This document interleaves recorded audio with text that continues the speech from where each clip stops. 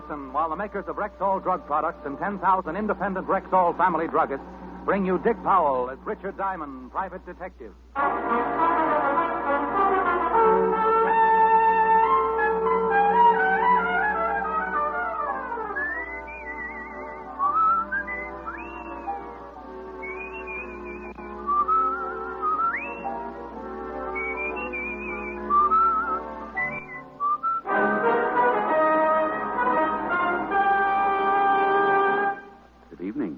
Rexall family druggist speaking to you for the 10,000 independent druggists who have made the word Rexall part of our own store names and who recommend and sell the 2,000 or more drug products made by the Rexall Drug Company, like Rexall MI-31, for example, Rexall's popular and versatile mouthwash, gargle, and breath deodorant. Full-strength MI-31 kills contacted germs almost instantly, yet will not harm the delicate membranes of the mouth and throat. Ask for Rexall MI-31 at Rexall drugstores everywhere. And remember, you can depend on any drug product that bears the name Rexall. Good health to all from Rexall. Now your Rexall family druggist brings you a transcribed half hour with Richard Diamond, private detective, starring Dick Powell.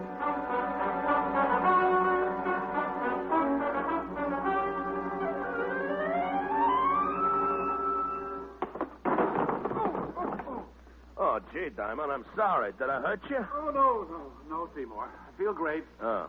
Who needs seats? Come to think of it, though, I might be more comfy down here if you'd lift this desk off my chest. Oh, yeah, sure. There you go. Oh, well, thanks. Sorry, I didn't mean to knock you over. Oh, so forget it. I enjoy having my chest crushed as much as the next guy. Okay. Now, the throw I'm going to show you now is called a Japanese shoulder toss. Look, Seymour, you've convinced me.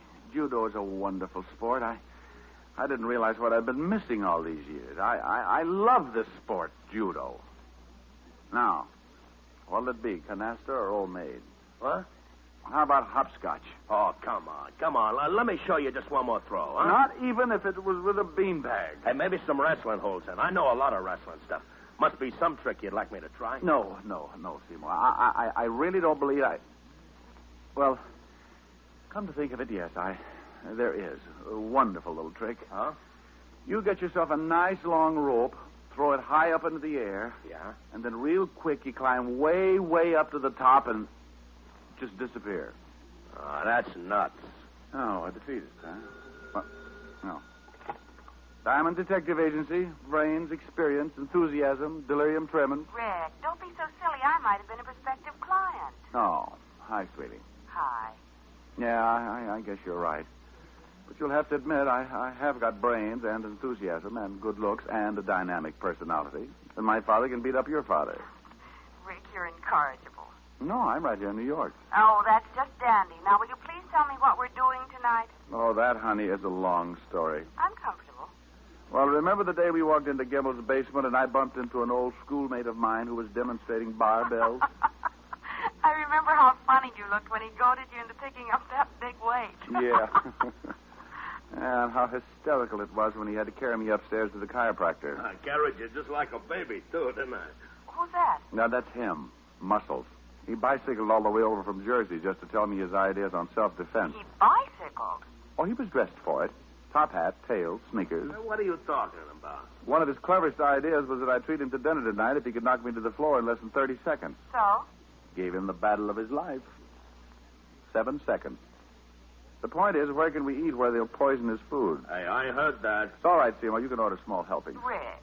Let's make it Leon's, baby. Okay? Must we? Will you be an angel and meet us at Leon's? I'll meet you at Leon's. 8 o'clock sharp. Rick, if you keep me waiting. If I keep you waiting, you can have a lock of my hair. 8 o'clock. Sharp. Well, I'll see you at Leon's at 8 o'clock, huh? Bring lots of money, because I'm a guy who can really eat. Oh, I'll bet you are. Well, if you arrive there before I do, Seymour, start in on the ferns by the front door. Seymour was too stupid to go away mad, but at least he went away.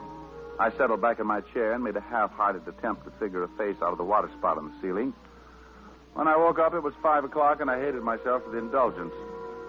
As I sat there thinking how much my mouth tasted like an old motorman's glove, I heard a noise in the hall on the other side of my door. Well, good afternoon. Something I can do for... Juice bar. Juice bar. Hey.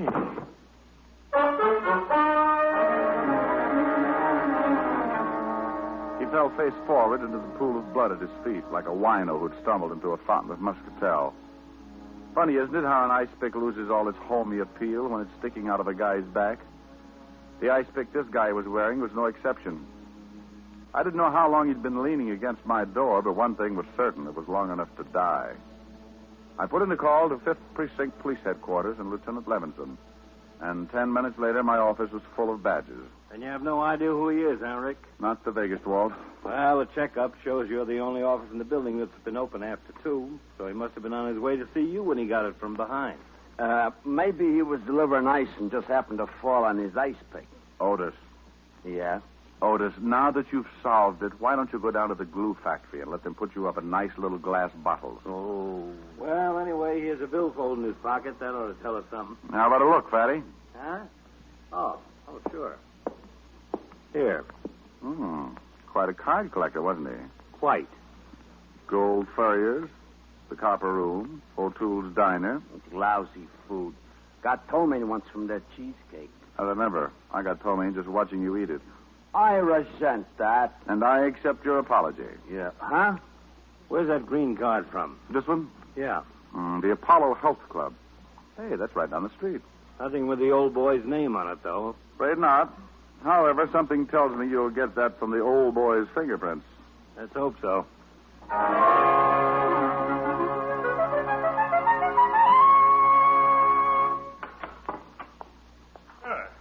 This afternoon to you, sir. Welcome to the Apollo Health Club. May I be of assistance? I'd like to get a massage. Splendid. Performs wonders after a fatiguing day. A veritable balm to the chafed tissues of the body. But will it cure snow blindness? I beg your pardon? Oh, just ignore me. I'm a little chewed up today. I assume you're referring to a state of mind. Well, not altogether. Got a kink in my back that isn't entirely mental. Well, at least you've come to the proper place.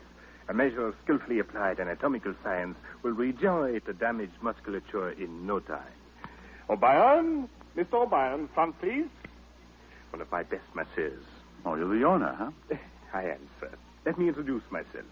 Emerson Van Arthur, Doctor of Anatomical Science. Richard Diamond. A pleasure. Nice layout you have here. Indeed.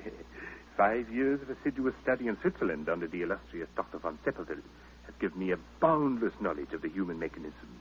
As a consequence, of course... Are you calling me, Doctor? Oh, yes. Oh, Byron, I did. Mr. Diamond here wishes a massage. Sure, fine. I'll speak to you later, Mr. Diamond. I just heard, sir. Remember, the blood toward the heart, always toward the heart.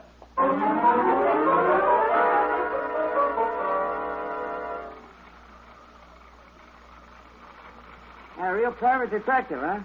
Too private, judging from last month's receipts. Hey, you know, you really rubbed that kink out of my back. Good. Don't know if you noticed it, but I was doing all my rubbing with my right arm. Tore a muscle on my left shoulder this morning. Really put it out of commission. Oh, that's too bad. Speaking of things being out of commission reminds me, there's a body down at the morgue I'd like you to take a look at. Guy might have been a client of yours. Oh, what makes you think that? Had a card from the Apollo Club in his billfold. Oh? When could you come down? How about tonight? We close here at 10. Fine. Make it, what about 10:30? Know where the morgue is? Yeah. How'd this guy die anyway? Somebody hid their ice pick in his spinal column. No kidding. Yeah. The corpse is a little dark-complexioned man. Kinky hair, glasses, bald spot on the top of his head. Hey, that description fits a guy who comes in here every night around closing time.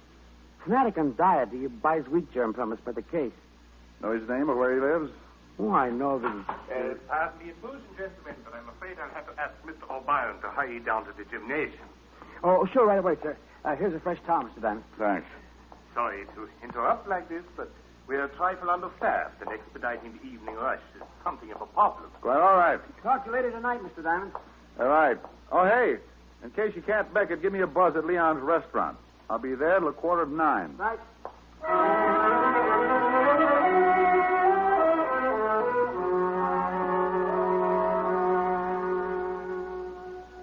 Monsieur Diamond. Hello. Bonsoir. Hello, Leon. Par ici, par ici. Which translated into English means? Right this way. Both my guests arrived? Oui. First the young lady, then a few minutes later the gymnast. But, Mr. Diamond, a telephone call is waiting for you. Oh, thanks, Leon. Hello, Diamond speaking. Hello, Mr. Diamond. This is Red O'Byron down at the Apollo Club. Oh, yeah, O'Byron. Hey, listen, you got to come down here right away. I really stumbled into something. Yeah, what's that? Can't tell you over the phone. Just get down here. Drop everything and get down here. Hurry. Look, Red, I'm right in the middle of the... Hello? Hello? Hello? Oh.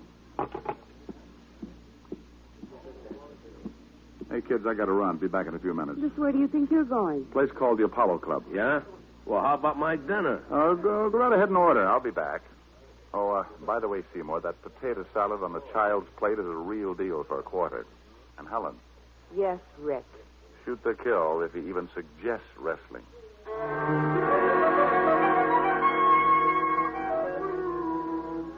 I walked out of Leon's, flagged down a cab, and spent the trip back to the Apollo Club, wondering what Red O'Byron was so worked up about and why he'd hung up on me. As my cab started to swing in toward the curb, I got that lousy feeling again, and I decided definitely it was not one of Leon's martinis, but rather the large white ambulance parked in front of the Apollo Health Club. I was halfway up the steps of the club when Dr. Van Arter appeared in the doorway. Oh, good evening, Mr. Diamond. This is terrible. Terrible. What is? We've had an accident. Red O'Byron? Yes. Oh, terrible. Like losing a son. Losing? He's dead? Yes. He was performing a handstand on the rings in the gymnasium, and he slipped and fell. Broke his neck.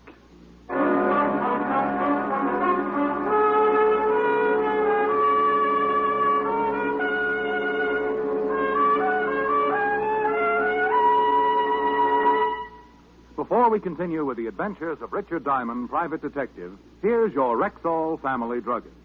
Last week, a customer told me that Something I really like about Rexall milk of magnesia is that one bottle won't be so thick I can't even pour it, and the next one thin and watery. Somehow, Rexall milk of magnesia always seems to be just right. well, ma'am, that's because every bottle of Rexall milk of magnesia has to meet an exacting standard of viscosity, or it won't wear the Rexall label. What do you mean by viscosity? Well, an easy definition would be the degree of thickness in a liquid. Now, Rexall scientists conduct scientifically precise tests on every batch of Rexall milk of magnesia to make sure it meets this constant standard of viscosity, because that's one big reason why you'll always get a uniform dosage from every bottle. Oh, and I thought it was all just an accident. Oh, no, ma'am. There are no accidents behind the fact. You can always depend on any drug product that bears the name Rexall. And now back to tonight's adventure with Richard Diamond, private detective, starring Dick Powell. Well, hello, Otis. Is the lieutenant around? Yeah, he's around, so what? Otis, did you ever think how silly you'd look hanging from your thumb? Ah, go soak your head. You mean that's how you shrunk yours? Well, now, isn't that a coincidence? Is it? I was just thinking how peaceful it is around the precincts when you're not. Yeah. You shut up, you. You tell him, Fatty. How would you like to... I'd like a little information, if you don't mind. I'd like you to see what facts you can scare up on the guy who runs the Apollo Health Club. Name is Van Arter. If I remember right, the stiff we hauled away in front of your office today had a card from the Apollo Club in his billfold. You remember right? And we found out his name was Rudy Lubin. Narcotics has a file on him that goes forever. How about the ice pick? Any fingerprints? None, Well, that's always a help. I should say. Personally, I think Otis did it. Think I did what? You see, Walter, typical pathological reaction. What do you mean? Oh, don't worry, Otis. We won't let them hang you, right, Walt? Right. Not as long as we have a rope and a tree. No. Hey, what's up? Who you calling? Leon's restaurant. Helen's over there breathing with a diaphragm. And Seymour... Oh, you don't know him, but he's tearing phone books apart. Good evening, Leon. Oh, hello, Leon. This is Richard Diamond. My friend still there? Oui. They are waiting for you, no? They're waiting for me, yes. Let me speak to the noisy one with the biceps, will you? Oui, bien entendu. What's all this about? It's about a guy who got stabbed in front of my door, a masseur named O'Brien who got his neck broken doing tricks on the rings, and something that O'Brien mentioned earlier. Hello. Seymour? Hey, where are you anyway? We've been waiting an hour. That's not the point. The point is, I want you to listen to me. Could a guy do a handstand on the rings if he had a torn muscle in his shoulder? Are you kidding? I'm very serious. Heck no, he couldn't. It's impossible. Shoulder muscles are the ones do all the work. Deltoids, trapezius, upper pecs. Yeah. Okay. Look, Seymour, you got to do me a favor. Meet me in front of the Apollo Health Club as soon as you can get there. Well, how about your girlfriend? Tell her to wait there till I come for her. Oh, okay, then. Only, what are we going to do? Trap or murder her. I hung up, assured Lieutenant Levinson that I was just going to do a little reconnaissance work, and then left for the Apollo Club. Seymour was waiting when my cab drew up in front. I explained to him the part I wanted him to play. Just leave it to me. If this doctor's a phony, I'll find out for you. Let's go.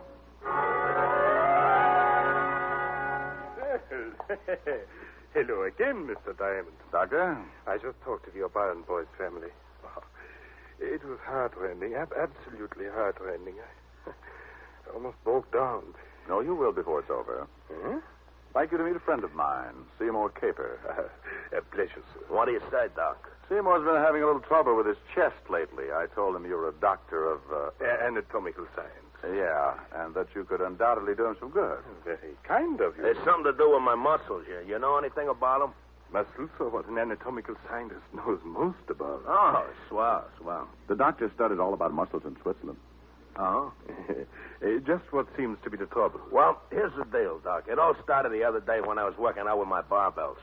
I was doing an exercise for my trapezius when all of a sudden I got a spasm in my tensor fascia.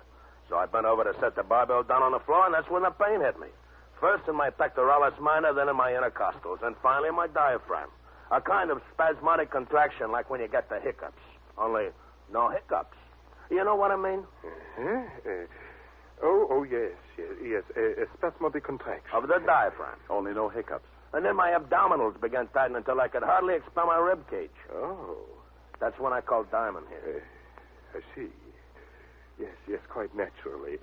If you'll pardon me a moment, I'll see if I... Yeah, but wait a minute. I haven't told you about my rhomboids. His rhomboids seem to be completely out of whack. Beg your pardon. Well, it must be either my rhomboids or my dorsal spinalis. Awful pain right between my shoulder blades. What do you figure it is, Doc? Well, actually, hasty diagnosis isn't feasible. Huh? I really couldn't... Yeah, but you just put your hand on my left rhomboid and feel how knotty it is, huh? Hey, left rhomboid. Yeah, go ahead, feel it. It's right under the middle trapezius, Doc. You know where that is. Please, Seymour. Don't insult the doctor. Any old quack knows where that is. Yes, certainly. Middle trapezius. Great Scott. I'd almost forgotten. I left a client under the sun lamp. Pardon me, gentlemen. I'll be back in a moment. Have a hunch he's heading straight for an anatomy chart. Yeah, you're not kidding. That guy's as funny as the title he uses. Doctor of Anatomical Science. My gluteus. Mine, too. Come on. I took Seymour by his rhomboid and led him out onto the street, down to the middle of the block, and up 3 flights to my office. While I did my thinking, Seymour did his push-ups. 302. 303. Well, Seymour, we know 3 things. O'Brien couldn't have been exercising on the rings with an injured shoulder. 5 right. And the doctor's a phony. 6 right. Then the doctor is a front for something that's important enough to kill people over. 300 right. 8.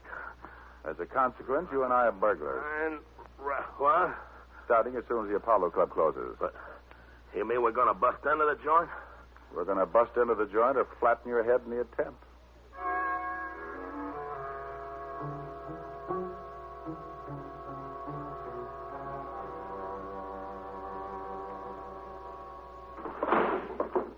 Seymour, you opened that window beautifully.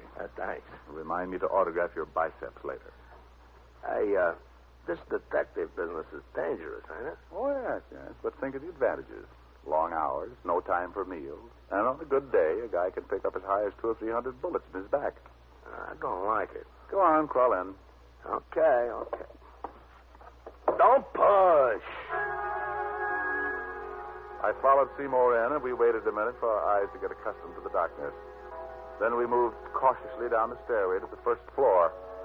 I had no idea what I was looking for, but Dr. Van Arthur's office was the first place where I tried to find it. Hey, the door's locked. You want it opened? Well, of course I do, Seymour. Use your head. Okay.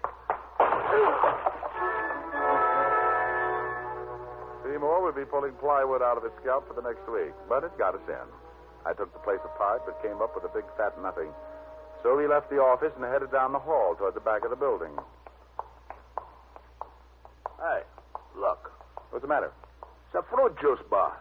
Oh, boy, am I thirsty. Well, go mix yourself up a juice bar. Juice bar, that's it. Yeah, good stiff belt of celery juice. No. This is what the little man who was stabbed outside my office was gasping about when he died. A juice bar. Come on. Nothing but juice. Oh, I wonder what's in this cupboard under the counter. Is it locked? Yeah. Think you can pull it open? Just watch me. You see? Seymour. Yeah. Will you marry me? I'll give you a belt and a solar plexus. Later, huh? Right now, let's see what's in this cupboard. You got a match? I don't smoke. That's all right. I found one. Well, what do you know about that? Nothing but cans of wheat germ. Hey, you know what that stuff is, don't you? I know that the masseur who got killed here told me that the guy who died in front of my office brought it up by the case. Hand me a can, will you? Sure. Here. This stuff is full of vitamins, you know. You want a handful? Oh, no, thanks. Yeah. Well, it must be some extra special brand. Never tasted anything like this before. Chew a little louder, Seymour. We can dance to it. Hey. Hey. That really hits the spot, man. Hey, you want to wrestle? Oh, quiet, Seymour. You know what, boy? I can fly. Seymour. I can fly, I tell you, see? Oh, man, do I ever love to fly. While Seymour stood there flapping his arms, I stuck my nose into the can he was holding. Uh-huh. Once you've smelled opium, you can always recognize the aroma, even when it's mixed with wheat germ. I was trying to decide what to do with Seymour when he slid slowly to the floor under the counter and rocked out. I loosened his collar, then started for a telephone. Leaving, Mr. Detective. Wow. Doctor, working late? I'm glad I arrived in time to offer you a drink of fruit juice. Well, thanks loads, but I'm driving. Where you're going, Mr. Detective, the weather is too hot for driving.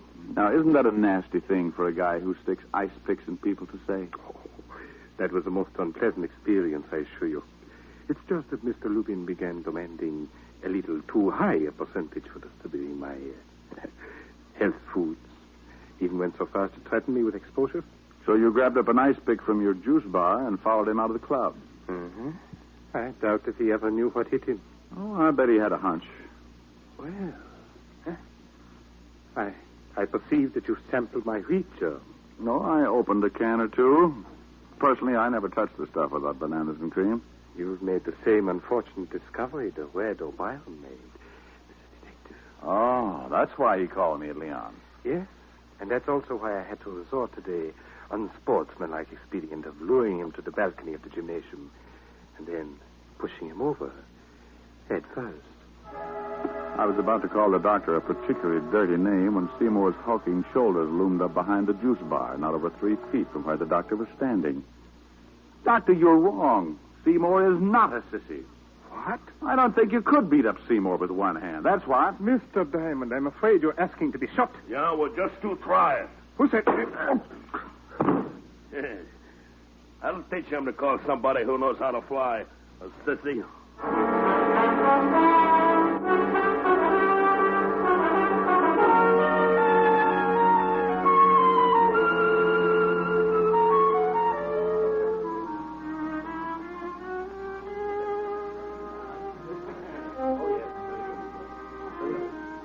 Still here, though, huh? Now, we was very angry. Look, Leon, you got to do something for me. We? Tell the violinist to get his big fat Stradivarius over to where she's sitting. And quick.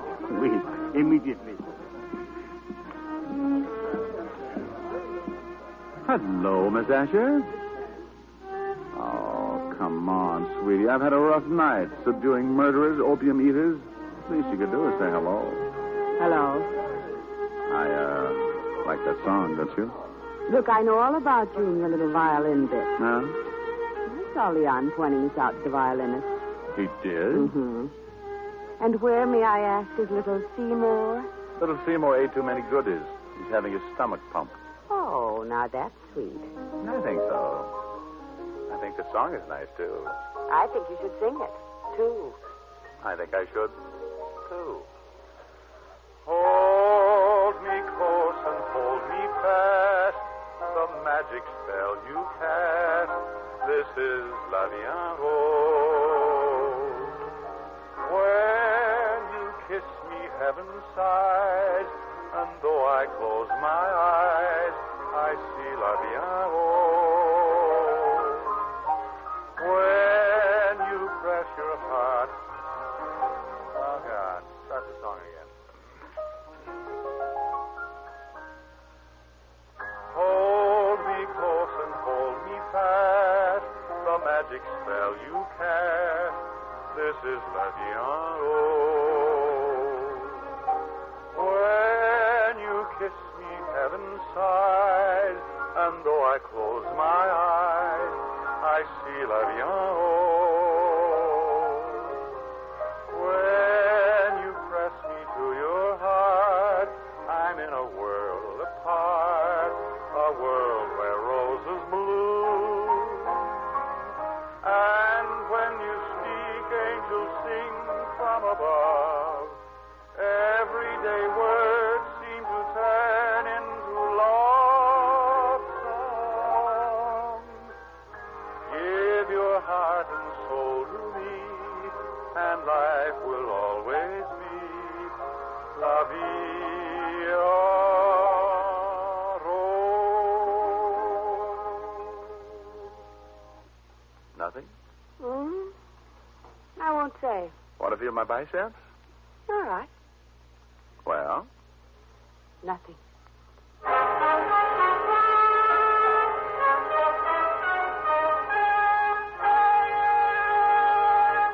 Again, here's your Rexall family druggist. Whenever you have a headache, remember this about Rexall aspirin. When taken with water, the 5 full grains of pure aspirin in every Rexall tablet are ready to go to work for you even before they reach your stomach. So whenever you have a headache, remember that about Rexall aspirin. Ask for it at Rexall drugstores everywhere. And remember always, you can depend on any drug product that bears the name Rexall. Good health to all from Rexall.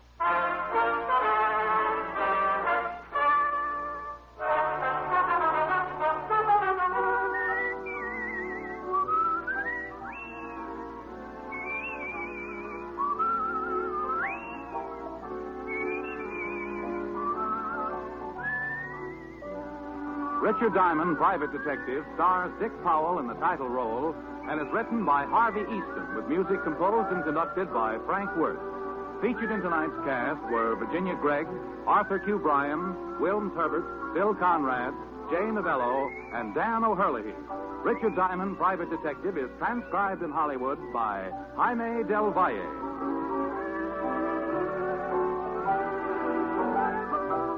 This is Bill Foreman inviting you to be with us next Wednesday at this time when we will again bring you Dick Powell as Richard Diamond, Private Detective.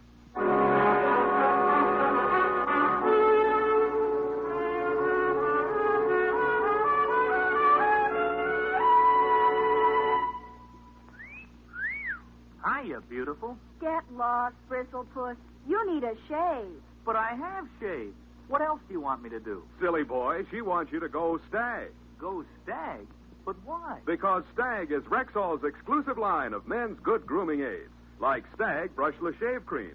No fuss, no massage, just smooth it on, and presto, you get a clean, close shave. Your face stays smooth and whiskerless all day long. I'll do it. I'll go Stag. That's it. Join the Stag line now at Rexall drugstores everywhere. Yes, to make girls care. Go Stag.